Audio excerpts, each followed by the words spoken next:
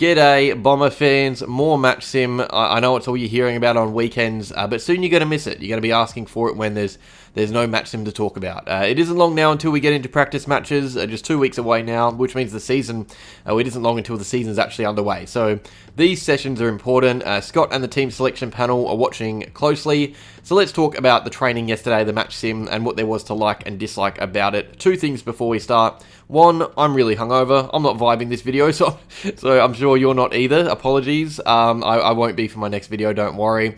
I won't drink more alcohol again. And two, what was I going? I recently posted a video for anybody new to the club who wants to learn a bit about the players. I've done little individual player profiles. So if you're new and you want to learn more about Essendon, check out the video I posted yesterday. All right, so longer session it seemed. AFL umpires at the ready again, meaning it was a proper match sim, not just drills and contest work. There was, of course, a pre-sim warm-up as usual in the heat, which saw some guys on the injury list participate. Zach Johnson, from the footage I saw, looked really good in the fluoro cap, so I expect him to be a pretty handy play for us down the line.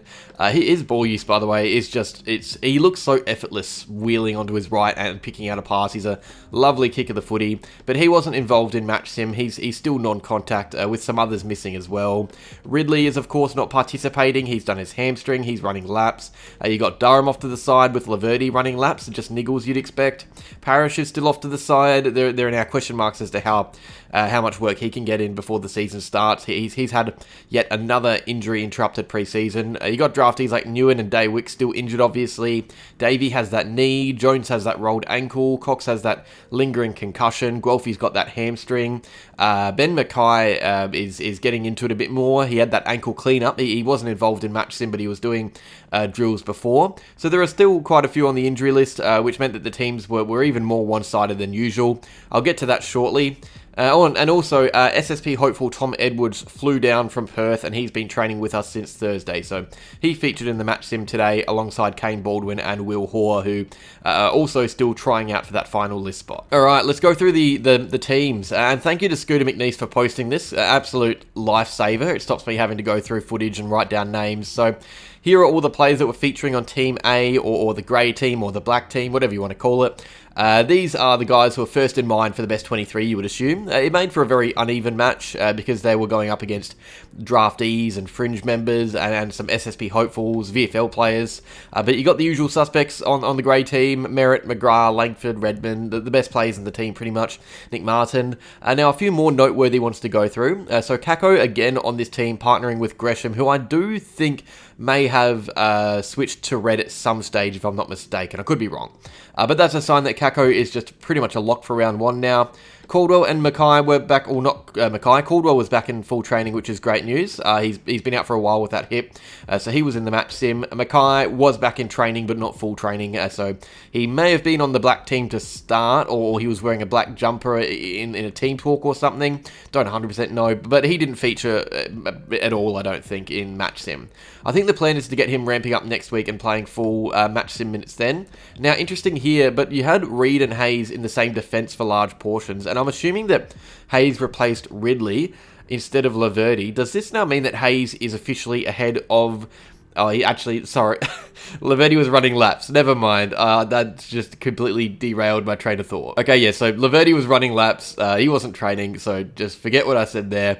Where are we? So I guess that brings us to the fact that it's not always 100% the best players on Team A. You also had Jackson Pryor again in the A team, so I think he plays early, but he's not 100% a lock to be in there. But I do think the back six is pretty similar to the one I had in my best 23 video now, with Shield rotating through as well. So although these guys all started on Team A, there were some switch-ups, but also just some good battles that are important when it comes to team selection. The wings especially are interesting to me. Team Black to start was Dersma and Roberts, up against Saad El Hawley and Lamar Lawal. Lawal's obviously not at their level yet, but from all accounts he was pretty impressive. But seeing Roberts go up against Saad again is really interesting because you feel like they are just battling out for that remaining wing spot on game day. I do think they both switch jumpers around to get a feel for each team, but it seems to be a really close contest between the two for who is ahead. And different people will say different things as to who they think is going to be there in round one. Some other things, Peter Wright on the B team again, even with Jones injured, so that's something to note, especially because he was often in defence, it seemed, lending a hand there. Much like Cal Ryan, who played down back weirdly enough. Now that is obviously to give him more exposure in other areas in case we need him, but also because the ball was living down Team Black's end. So to give these guys more of a feel, you've got to have them around the ball a bit more. At least that's my thought process. You might see something completely different. So who was up and about yesterday? Elijah Tsatas again is getting the plaudits. There is serious breakout potential now. It is so well poised for him now to just become a full-time midfielder. You've got Parrish off to the side, Caldwell slow to come back from his injury. While they've been gone, Tsatas has been a star and still on the black team with Caldwell there. He's well clear of Setterfield and Hobbs. He was a clearance machine, working really hard, stoppage to stoppage, really promising signs. His ball use, again, was good. And that is what everyone's worried about, whether or not he's going to be able to cut it in the AFL with his ball use, but so far, so good. Martin was also floating through the midfield at times, along with back and forward. He's everywhere. He's Martin. Merritt was resting forward a tiny bit, not as much down back, and honestly, that might just be because of how good Shealer's been off half-back. He was yet again really impressive, kicked 2 goals, kind of acting as that Nick Martin roam up the ground type from last year. So that's a really interesting positional change. So if you play Supercoach, I'd have him in your team. I think he's going to get a lot of the ball and do good things with it. Early days, but he is primed for a good season, which we haven't really said in a long time about Shield. So that's exciting. Who else was up and about? Going through my notes, which aren't even my notes. Brian and Draper, they were flicked around from ruck to forward. At one stage, the two of them combined for 4 goals in a row. For Draper, that's not surprising. We know he can rest forward, but if Brian can add goals to his game, there's no reason as to why he can't play a full season. He kicked 2, I think. Draper kicked 3, and yes, it's on lesser defenders, but it's still good for them to build this confidence and chemistry between each other now. That's our ruck duo right there. I'd be absolutely gobsmacked if Goldie plays early. I don't think he plays at all if we stay fit. He's looking off the pace a tad now, age catching up, and that's fine. We thought this would be the case. As long as he is available and solid when needed and helping guide Brian, that is all I want. Isaac Kako was really lively yet again. He's looking like a proper threat now. I just love the way he gets boot to ball so fast. There's good footage of him crumbing and making fast decision making inside 50. I think Jerian dropped a mark and Kako pounced like lightning to put boot to ball and kick the goal. Also, of the draftees, aside from Kako, Clark probably looked the best. Jerian had some nice moments too, it seems. Unwin, I don't think was as good as usual, but I mean, those 3 are the ones that are looking the best, which is not surprising because they're our first 3 picks after Kako. Reed in defence was solid. He's had a really good pre-season, battling with Wright for pretty much all of it. So if he stays fit, he should come into round 1 and be ready to battle against proper forwards. This is good experience for him. Big forwards. His fellow draftee, Archie Perkins, had some great moments. He's picked up in the last couple of weeks too. This is a great time to find form for a player like Perkins, right before we kick off.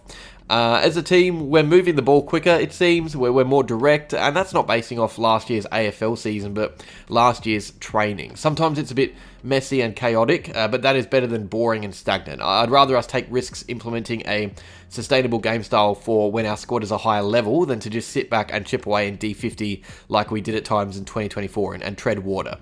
So it was a good match sim. No injuries to report on, which is always nice. Last week there were a few scares. We obviously had Ridley and Davey news recently, but as far as I can tell, there are no more big ones to worry about. Obviously, Parrish and Mackay need to start getting match sim minutes soon. There's only one more intra-club hit out before our practice game against the Bulldogs. So these guys really got to start playing footy now. Mackay, Caldwell, Guelphy, Parrish, we just got to hope that they're all fit for that practice game. That is looming as a really important one for the club, and it can decide whether or not we get off to a fast start, not only individuals, but as a collective against the Suns. But yeah, it's looking like the final match sim session is next Saturday around the same time as yesterday's, so 9 early morning. If you're able to, get out to the hangar, grab a coffee, go chat to some of the big brain fans, Scooter McNeese, EFC Track Watcher, all these guys, give them a high five for their excellent work. Again, I can't thank them enough for just what they do. It really helps me make these videos. I think once that practice match is done, by the way, we're going to realise that footy is really not far away at all. So 34 days till our first game right now. This time next week, we are a month away from our first game. That is That is wild to think about. So we have one more club at Match Sim. We have the Bulldogs Pracky match the week after. The Geelong Community Shield game, well, not Community Shield, that's soccer, JLT, whatever it's called, pre-season game, and then after that we've got round 1 not long after that. So these videos are going to be much more in-depth soon, especially for the ones where we play other AFL sides. Also, before I go, shout out to Jason Windlick, who was in attendance at the hangar yesterday. The bloke's had a horrible year, but to see him on his feet, walking around in good spirits, that is just fantastic. We need more characters like him around the club now. That is all though. Cheers for watching, guys. Cheers for those who helped me out with these videos. Apologies for the lethargy. Like, subscribe, and go Bombers.